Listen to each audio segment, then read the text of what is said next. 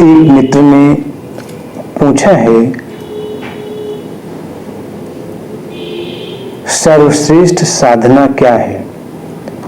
सर्वश्रेष्ठ साधना और सर्वश्रेष्ठ साधक के बारे में कुछ बताने की कृपा करें।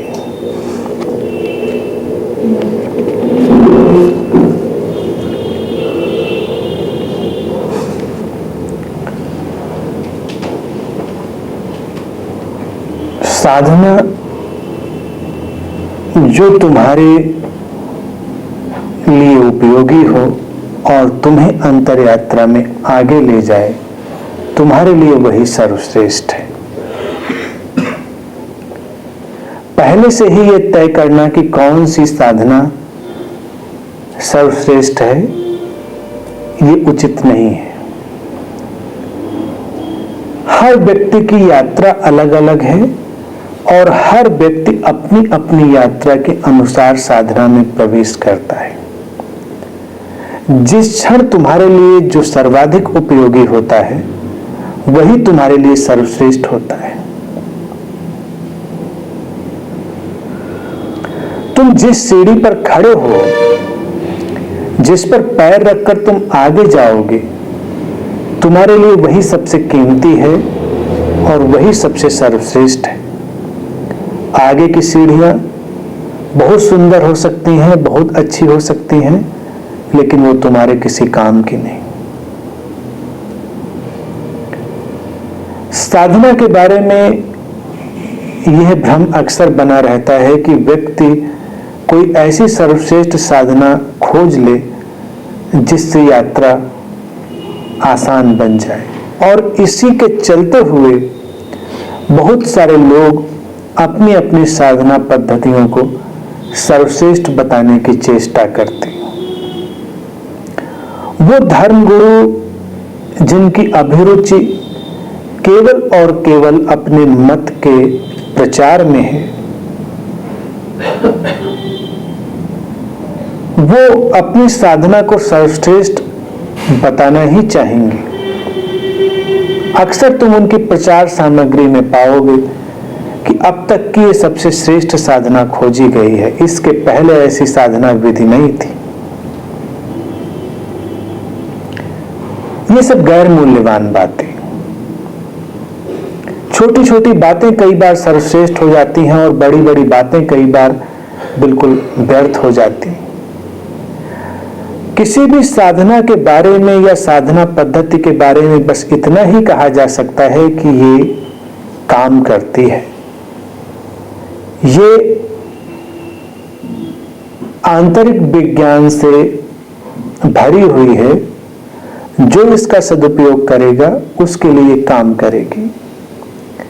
लेकिन ऐसी कोई भी साधना नहीं खोजी जा सकती जो सभी के लिए एक जैसा काम करे।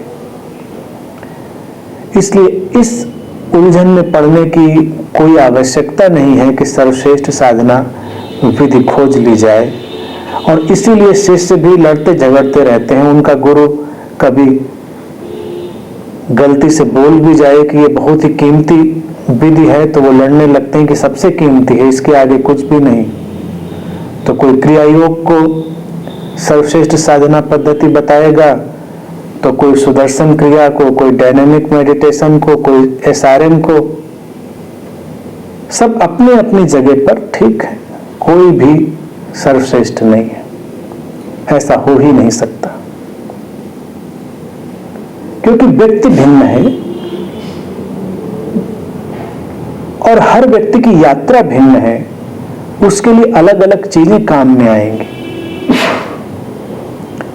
और पूछा है सर्वश्रेष्ठ साधक। सर्वश्रेष्ठ साधक अपने लिए होता है, किसी दूसरे के लिए नहीं।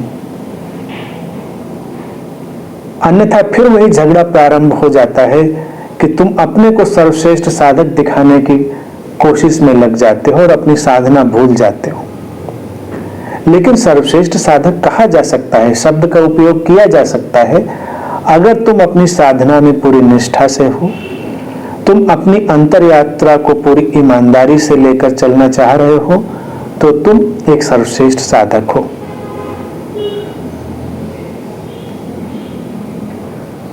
सर्वश्रेष्ठ शब्द भी अड़चन वाला है, उसमें जो सर्व लग जाता है उससे तुम्हें बड़ी अड़चन होती है कि जो सबसे श्रेष्ठ है। लेकिन ये तुलना दूसरों को ध्यान में रखकर नहीं है। इस क्षण में तुम्हारे लिए जो सबसे उपयोगी है वो सर्वश्रेष्ठ है। किसी क्षण में तुम्हारे लिए 2 बूंद पानी भी सर्वश्रेष्ठ हो सकता है और किसी क्षण तुम्हारे लिए पूरा दरिया भी सर्वश्रेष्ठ नहीं हो सकता। अलग अलग क्षण की, अलग अलग स्थितियों की अपनी अपनी प्रासंगिकता है, अपना अपना मूल्य है। इसलिए इस तरफ से इस बात को ना देखें। सर्वश्रेष्ठता पूरी तरह व्यक्तिगत है, वो इंडिविजुअल है, वैयक्तिक है, वो तुलनागत नहीं है। और जब वो तुलनागत हो जाती है तभी झगड़ा प्रारंभ हो जाता है। कौन सी धार्मिक किताब सर्वश्रेष्ठ है, कौन सा धर्म सर्वश्रेष्ठ है, कौन सा गुरु सर्वश्रेष्ठ है,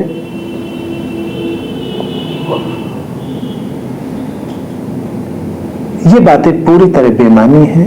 इनमें ना उलझें और अपनी अंतर यात्रा में डूबें और अपने अनुकूल साधना को खोजने की कोशिश करें। तुम्हारे लिए वही सर्वश्रेष्ठ होगा।